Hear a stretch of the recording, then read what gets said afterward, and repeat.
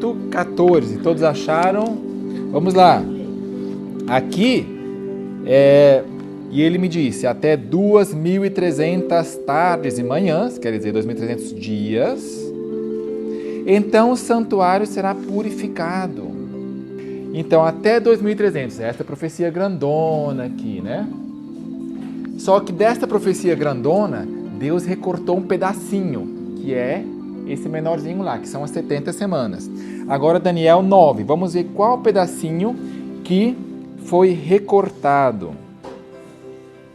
Daniel 9. Daniel estava orando e vamos ver aqui, no verso 1. Vamos começar com o verso 1. Daniel 9, verso 1. No primeiro ano de Dario, filho de Assuero, da semente dos Medos, o qual foi constituído rei sobre o reino dos caldeus, no ano primeiro de seu reinado, eu, Daniel, entendi por livros, que é Jeremias, que o número de anos que falara o Senhor ao profeta Jeremias, que ele cumpriria 70 anos nas desolações de Jerusalém. Então ele entendeu.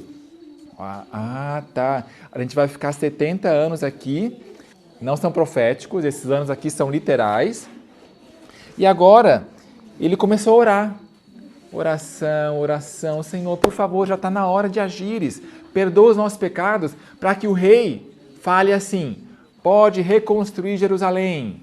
Senhor, por favor, que o rei fale que a gente pode voltar. Estamos aqui num país estrangeiro, a gente não gosta daqui.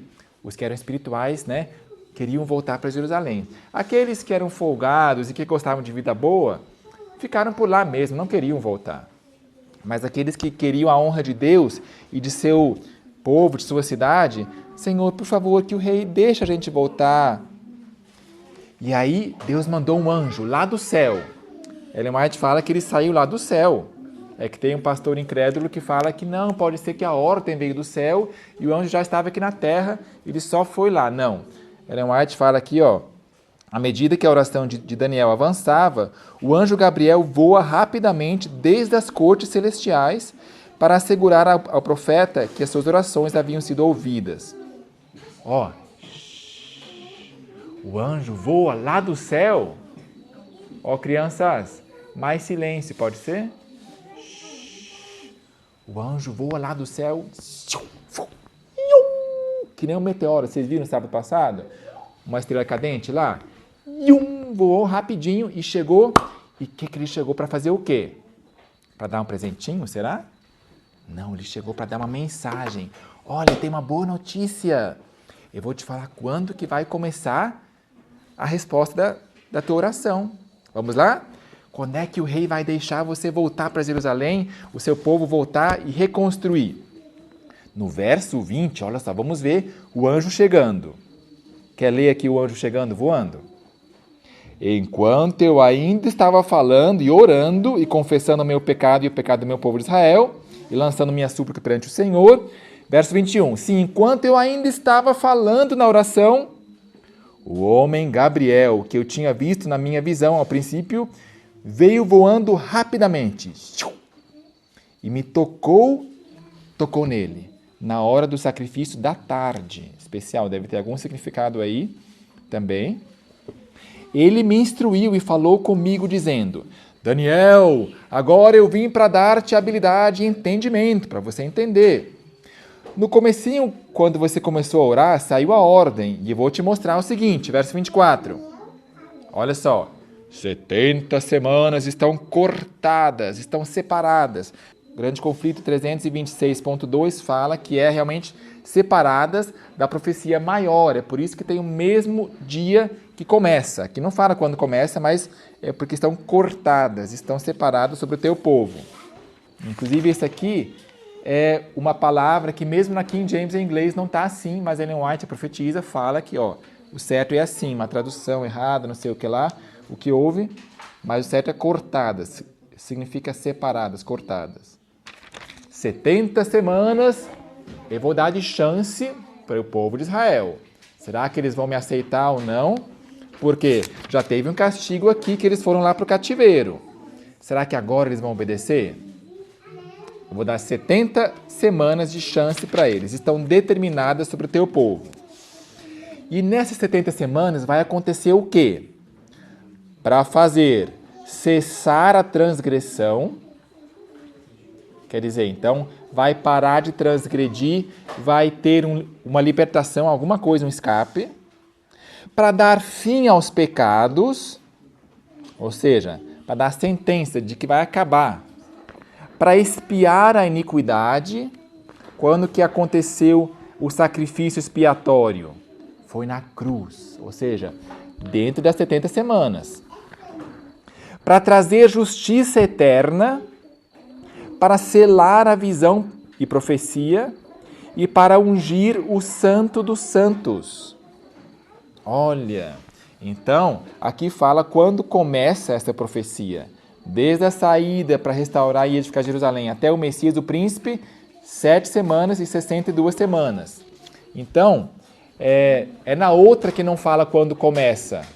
Ok? Por isso que aqui cortadas, uma faz parte da outra, na outra não fala quando começa os 2.300 dias. Aqui fala quando o rei falar, pode reconstruir, pode voltar lá, vai começar. Vai começar a contar. 7 semanas e 62 semanas. A rua será edificada, também o muro. E depois das 62 semanas será cortado o Messias. A morte de Jesus aconteceu no final da semana. Quer dizer, já aconteceu na última semana, mas não por si mesmo. Já aconteceu depois das 62 semanas, ou seja, depois que cumpriu 69. Depois, né? Será cortado o Messias, mas não por si mesmo. E o povo do príncipe que há de vir destruirá a cidade e o santuário. Isso aconteceu em que ano? Isso vai acontecer, a destruição da cidade, o santuário vai ser depois também, mais depois ainda. E até o fim haverá guerra. E verso 27. E ele confirmará a aliança com muitos por uma semana. Quem? O Messias. Ele vai estar pregando, trabalhando, confirmando, você quer mesmo ir para o céu? Né? As regras são essas.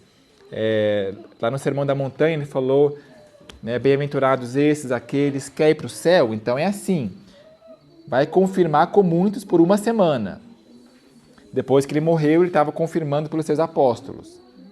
E na metade da semana fará cessar o sacrifício e a oblação. Lembra que eu falei lá? No meio daquelas 2 semanas lá, eu pus a cruz. Ele vai fazer cessar o sacrifício e a oblação. Pelo transbordar das abominações, a tornará desolada, e depois vai vir a consumação e vai vir a desolação. Enfim, nós queremos nos focar aqui 70 semanas estão determinadas para fazer o quê? E agora, gente, eu vou entrar numa parte um pouquinho mais teológica, que em setembro do ano passado, vocês lembram que eu fiz os alertas vermelhos para OSC? Não sei quantos de vocês acompanharam, os que não são daqui, mas ali houve uma confusão quanto a esse verso. Quando que foi ungido o Santíssimo? Quando será que foi ungido o Santo dos Santos? No finalzinho do verso 24, a última frase. 70 semanas e vai acontecer isso. Ungir o Santo dos Santos. Muitos, e até a versão oficial na Escola Sabatina, comentário bíblico, falam assim, esse Santo dos Santos não é uma pessoa, mas pode ser isso, aquilo, provavelmente é o Santo dos Santos, tem que ser o celestial, porque o da terra aqui não estava mais, válido, não era mais o povo de Deus. Porém, eles não dão um texto prova para dizer que não é uma pessoa. Simplesmente afirmam, não é uma pessoa, porque em nenhum momento da Bíblia, quando se usa essa expressão Santo dos Santos, Kodesh Kodashim, a palavra Kodesh Kodashim nunca se refere a uma pessoa, portanto aqui não pode se referir. Porém, nós vamos ver agora na Bíblia, abrir alguns textos bíblicos que vão mostrar algumas coisas que são Santo dos Santos também, não somente o lugar santíssimo do templo, do tabernáculo, do santuário, era Santo dos Santos, mas também outras coisas.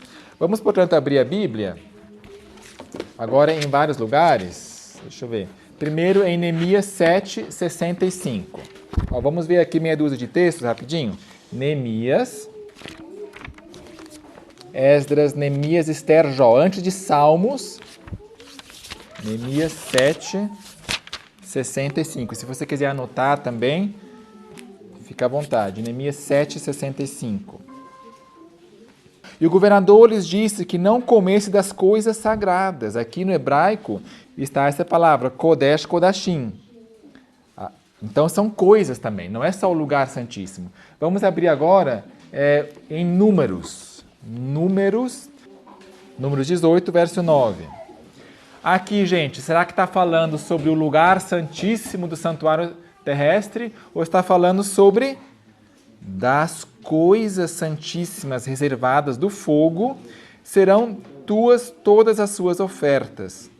Em hebraico, Kodesh Kodashim aparece para dizer coisas também. Vamos em Levíticos. Agora o resto desses versos estão em Levíticos. Levíticos 27. Levítico 27, 28. Todavia, nenhuma coisa consagrada ao Senhor. Aqui fala de coisas. Daquilo que possui, seja homem ou animal, o campo, sua possessão. São várias coisas que podem ser consagradas. Será vendida, nem será remida. Toda coisa consagrada será santíssima ao Senhor.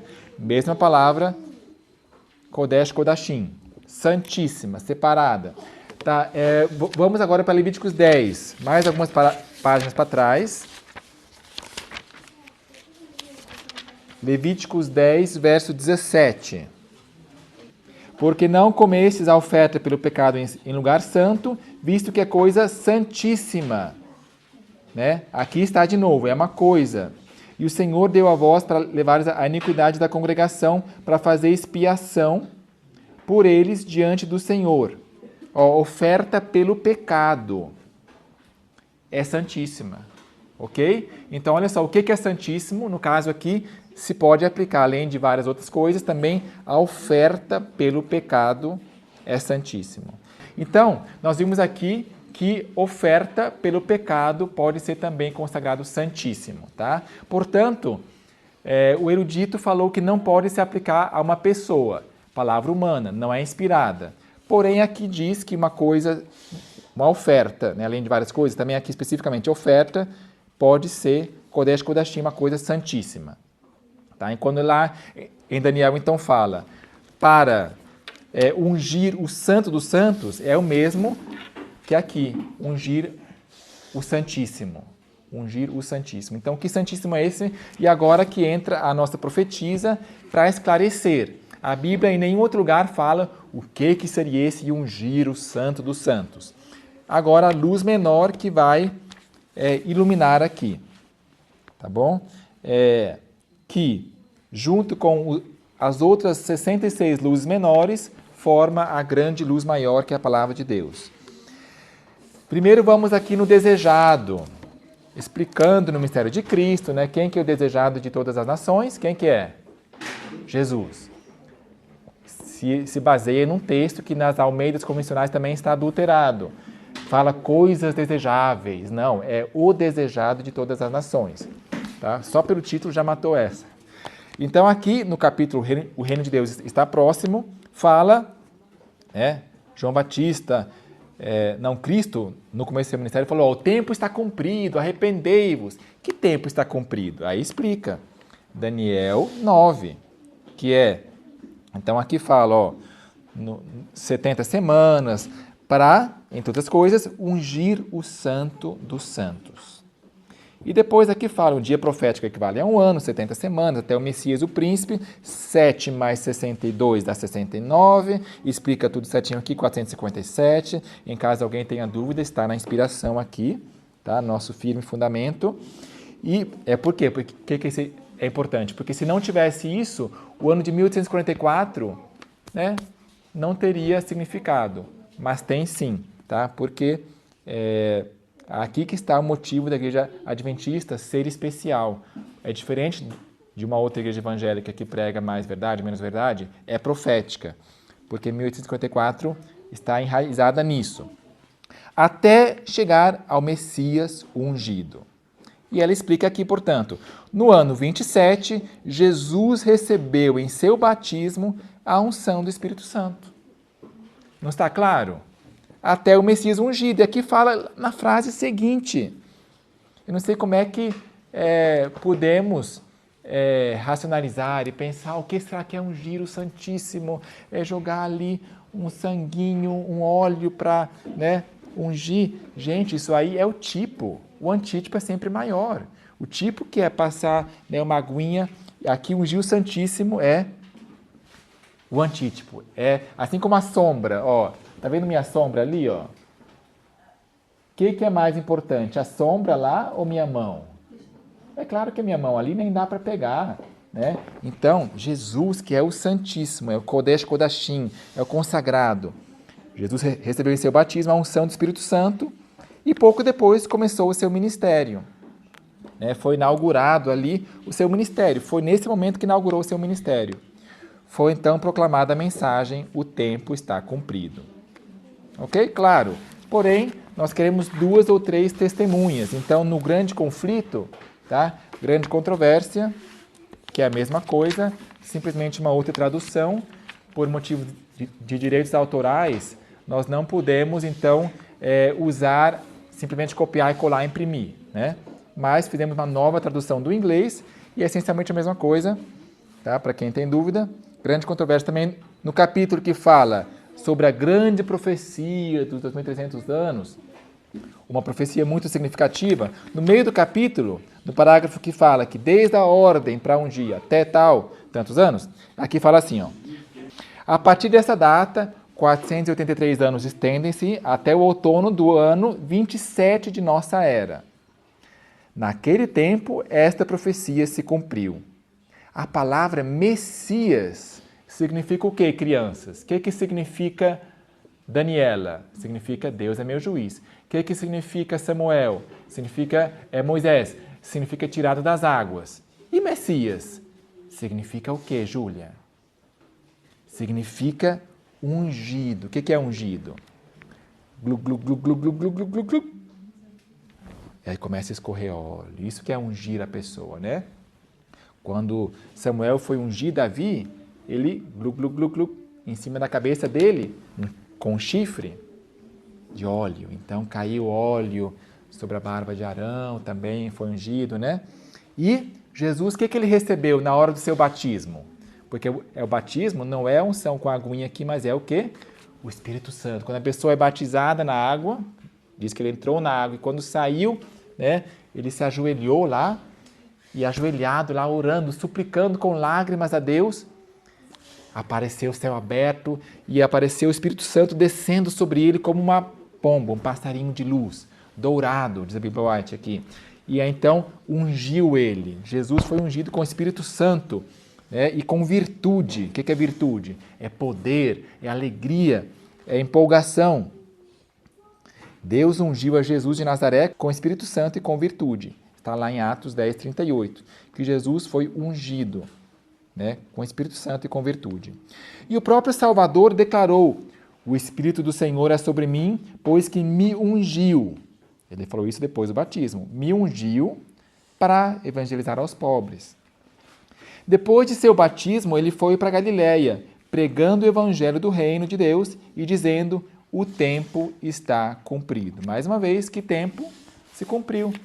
70 semanas até ungir o Santo dos Santos. Jesus, portanto, é o Santíssimo.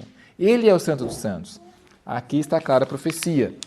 E para não deixar dúvida, 2, 3 parágrafos depois, que fala aqui, ó, 70 semanas, depois vai para os gentios. Então, né, quando se cumpriu, Estevão foi apedrejado. E aí diz: até aqui cumpriram-se de maneira surpreendente todas as especificações das profecias. Todas as especificações das profecias se cumpriram até aqui. Dela que ela mencionou aqui, né? 70 semanas, o tempo está cumprido, assim por diante, tá?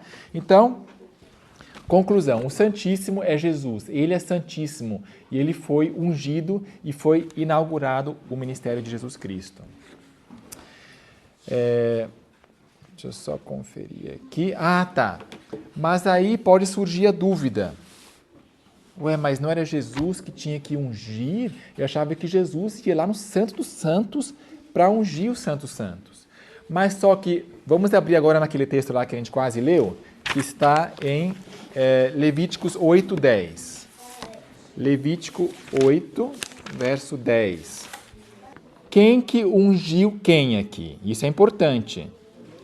Então Moisés, tomando o óleo da unção, ungiu o tabernáculo e tudo que nele havia e o santificou. Então quem que ungiu quem aqui? O que diz o texto? Foi Arão que ungiu Moisés? Foi Arão que ungiu... O que foi aqui? Ó? Então Moisés, ele tomou óleo e ungiu o tabernáculo e tudo que nele havia. Portanto, não foi Arão, não foi o sumo sacerdote que ungiu. Foi alguém superior a ele, que foi Moisés. Jesus é o quê? Ele é o nosso sumo sacerdote. Portanto, não poderia Jesus ter ungido o Santíssimo. Não foi o sumo sacerdote quem ungiu, foi Moisés. Portanto, representando a Deus o Pai, que ungiu com o óleo, que é o Espírito Santo, a quem? O Santíssimo, Trindade. Deus Pai, Deus Filho e Deus Espírito Santo envolvidos lá e, de fato, estavam lá presentes na unção de Jesus, os três. O Pai falou, este é meu Filho amado, o Espírito Santo descendo e Jesus sendo ungido. Ó, que bonito, né? Vamos ler de novo. Então Moisés, tomando o óleo da unção, ungiu o tabernáculo e tudo que nele havia e o santificou. Né? Então, não poderia ter sido posteriormente, depois da ascensão, depois da morte de Jesus, ter ungido o Santíssimo. Por quê? Porque senão, ter ungido, porque ele ungiu tudo que havia nele. Inclusive o Santíssimo lá, tudo, todos os móveis lá. Tem um texto que fala que todos os móveis ele ungiu. Então não poderia ter feito o sacrifício, Jesus ter morrido, sem ter ungido, inaugurado primeiro. Né? Imagina só, depois de Jesus já ter usado o altar de sacrifício, que foi sua morte, e de ter sido ressuscitado, que foi a água da regeneração, que isso aí fala lá em Tito 3, verso 5, a água, né? A semente, quando é lançada, morre, e aí quando é regada, ela brota. Então, quando é regado, a água, né, ressuscita lá, nasce uma nova vida. E depois Jesus vai lá, peraí, tem que ungir tudo ainda que se antecipou. E não, tem que ungir antes de começar a usar, concorda? Ungiu tudo e aí começou, né, inaugurou aqui tudo. Então Jesus, antes de começar tudo, foi inaugurado, foi ungido. Não poderia ter sido depois da morte, depois que já começou a usar o altar de sacrifício, a pia, que agora, peraí, eu tenho que ungir tudo ainda. Unge o altar, unge a pia. Não, né? Tem que inaugurar antes, tá bom? Então, deixa eu ver se tem mais algum aspecto aqui. Outra coisa, Jesus quando entra lá para o Santíssimo, ele fica lá até terminar a sua obra. Ó.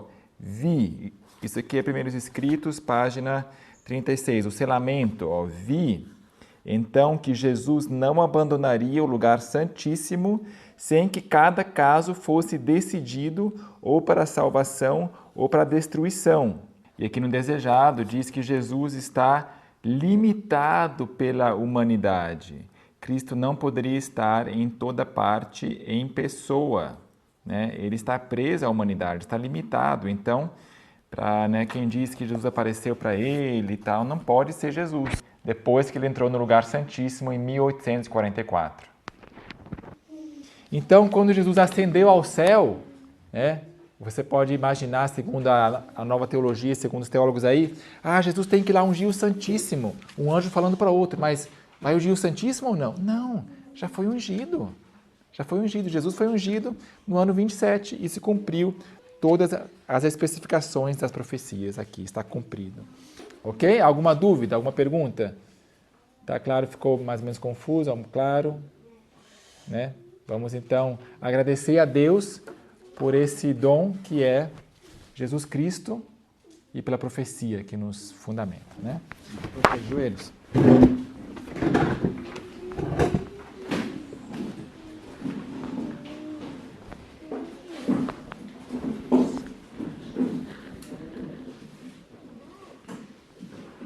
Senhor nosso Deus, louvado seja o Teu nome. Obrigado porque Jesus foi dedicado, foi ungido para começar o seu ministério por nós, para fazer expiação também. As duas profecias dizem expiação pelo pecado, tirar os nossos pecados do Santíssimo, que está em andamento agora. Queremos pedir que realmente todos os nossos pecados sejam apagados, tirados, e ajude-nos a não pecar mais, para que não continue acumulando mais pecados. Que colaboremos com Deus em purificar o Santíssimo, em deixar Ele limpo e assim terminar essa grande profecia para que Tu possas logo vir pela segunda vez. Abençoe e ajude-nos a ficarmos sempre firmes em Tua palavra, a não sermos como pessoas, como barcos sem âncora, para lá e para cá por opiniões humanas, como as canas ao vento, mas enraizados, firmes na Tua palavra profética. Se há outras coisas também que precisamos compreender, que o Teu povo precisa compreender nesse tempo, por favor, mostre-nos. Se há deveres em Tua palavra que precisamos cumprir para renovar nosso concerto, nossa aliança contigo, também mostre-nos, dê-nos mais luz, mais clareza e aceitação de nossa parte, se vier alguma coisa mesmo contra aquilo que nos é conveniente. Queremos cumprir tudo o que Tu disseste.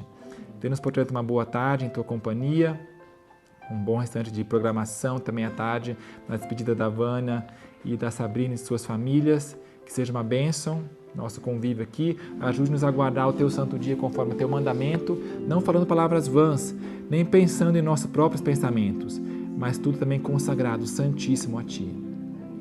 Dê-nos Teu Espírito Santo, unge-nos, renova, Senhor, nossa unção, fortalece nosso dom. As pessoas que não sabem qual é o seu dom que recebeu, também mostre isso, como se encaixar o seu dom, sua habilidade nos ministérios, ou fundar um novo ministério, que possamos ter uma família unida aqui, Monte Oreb, nós aqui, o IAG, o Lembra-te, o Céu Estrelado e outros ministérios aqui, vários que estão surgindo, também o EDA, e possamos ser unidos, Senhor, nessa comunidade aqui de Capitólio, que não haja ruins suspeitas, que não haja maledicências, possamos estar sempre crescendo em unidade, em perdão. E perdoa, Senhor, por muitas vezes que nós temos errado nesses aspectos, Senhor. Perdão, ajude-nos a sempre crescer, a ter um espírito como de uma criancinha, Senhor, que logo esquece alguma coisa que acontece e perdoando-nos mutuamente, assim como Tu nos perdoaste. Muito obrigado por tudo, acompanhe-nos, portanto, nesta tarde, por Jesus. Amém.